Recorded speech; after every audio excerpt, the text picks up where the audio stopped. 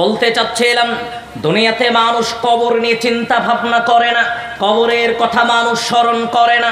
ও মুসলমান, আসমা বিনতে আবি বকর রাদিয়াল্লাহু আনহা বলছেন, পৃথিবীর মানুষ শোনো, যেই দিনই আল্লাহর নবী খতিবান খুতবা দিচ্ছিলেন, যাকারা আযাবাল কবর, কবরের আযাব সম্পর্কে আল্লাহর নবী যখন খুতবা দিচ্ছিলেন, দাজ্জাল মুসলিমুনা দাজ্জাতান, মসজিদের যত মুসল্লি ছিল সব জোরে জোরে কান্নাকাটি শুরু করে দিত। যখনই আল্লাহর নবী খুতবায় কবরের আযাব সম্পর্কে বক্তব্য দিতেন, মসজিদের মুসল্লি জোরে জোরে কান্নাকাটি শুরু করে দিত। এই জন্য আপনাকে বলতে চাচ্ছিলাম, আজকের দুনিয়াতে আপনি কবর নিয়ে চিন্তা ভাবনা করার মতো সময় আপনার নিকটে নাই। আয়েশা রাদিয়াল্লাহু আনহা বলছেন, আন্না ইয়াহুদিয়াতান দাখলাত আলাইহা, ইহুদি একজন মহিলা আমি আয়েশা আমার বাড়িতে আসলো, আমার নিকটে আসলো, কবরের আযাব সম্পর্কে অনেক কথা বলল, আমার জন্য দোয়াও করলো। আযাকিল্লাহি মিন আযাবিল কবর, আল্লাহ তোমাকে কবরের আযাব থেকে মুক্ত রাখুক। আমি আয়েশা, আল্লাহর নবী আসলো, আল্লাহর নবীকে জিজ্ঞেস করলাম, আল্লাহর নবী, ইহুদি মহিলা কবরের আযাব সম্পর্কে বক্তব্য দিল, আপনি কবরের আযাব সম্পর্কে কিছু বলেন। আল্লাহর নবী বললেন, ও আয়েশা, আযাবুল কবরি হাক্কুন, আযাবুল কবরি হাক্কুন, কবরের আযাব সত্য আয়েশা, কবরের আযাব সত্য। ও মুসলমান, আজকে আপনার নিকটে কোনো মূল্যায়ন নেই, আপনি চিন্তা ভাবনাই করছেন না। ডান পাশের মাটি বাম পাশের মাটিকে চাপ দিবে, ডান পাশের পাঁজর বাম পাশের পাঁজরে মিলে একাকার হয়ে যাবে, এর নামই কবর।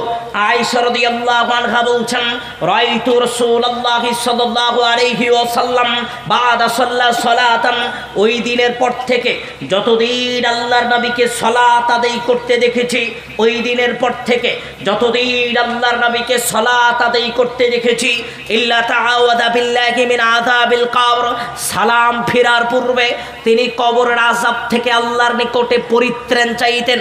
যেই কথা বলতে চাচ্ছিলাম, যেই ব্যক্তির আগের এবং পিছনের, যেই মানুষটার আল্লাহ সুবহানাহু ওয়া তাআলার নিকটে অনেক প্রিয় বান্দা, যেই মানুষটা আল্লাহ সুবহানাহু ওয়া তাআলার নিকটে পৃথিবীর সবচেয়ে দামি মানুষ, এমন মানুষও আল্লাহর নিকটে কবরের আযাব থেকে পরিত্রাণ চাওয়ার মতো সময় বের করতে পেরেছে। আর আজকের দুনিয়াতে আপনার আমার মতো পাপিষ্ট মানুষ, আমরা কবর নিয়ে আল্লাহর কাছে দুই এক ফোঁটা চোখের অশ্রু ঝরাবো, এ সময় আমাদের নিকটে নাই। আমরা কবর নিয়ে আল্লাহর কাছে কান্নাকাটি করব, এ সময় আমাদের নিকটে নাই।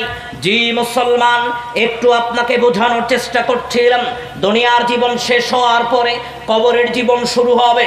কবরের জীবন শেষ হওয়ার পরে পুলসিরাতের পুল, মিজানের পাল্লা, বিচারের ময়দান, সব স্তর শেষ হওয়ার পরে চূড়ান্ত ফায়সালা হিসেবে থাকবে জান্নাত ও জাহান্নাম।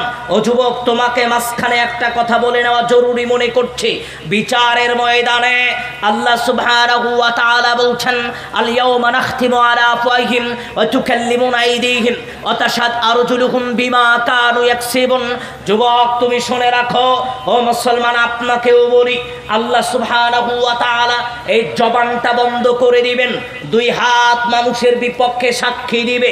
দুই হাত দিয়ে যত পাপ করেছে দুনিয়াতে মানুষ, এই দুই হাত আল্লাহর কাছে সাক্ষী দিবে, দুই পা সাক্ষী দিবে, শরীরের চামড়াটাও বিপক্ষে সাক্ষী দিবে।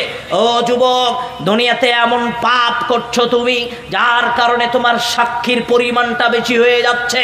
তোমাকে একটু ইঙ্গিতে বলে গেলাম, দুনিয়াতে পাপাচার কাছ থেকে তোমাকে বিরত থাকার চেষ্টা করতে হবে। বলতে চাচ্ছিলাম মুসলমান, বিচারের ময়দান অত্যন্ত জটিল ও কঠিন একটা মুহূর্তের নাম আদম সন্তান। এই ব্যাপারে আল্লাহর নবী অনেক হাদিসে উল্লেখ করেছেন, আমি আপনাকে সেদিকে নিয়ে যাব না।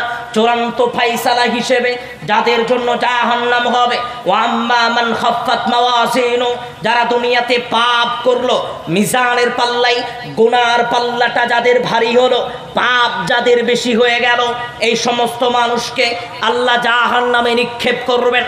জাহান্নামের ব্যাপারে একটু আপনার জেনে রাখা দরকার। জাহান্নাম কেমন হবে, যারা জাহান্নামী হবে তারা কেমন হবে, জাহান্নামের শাস্তি কেমন হবে, একটু আপনাকে বোঝা দরকার মুসলমান।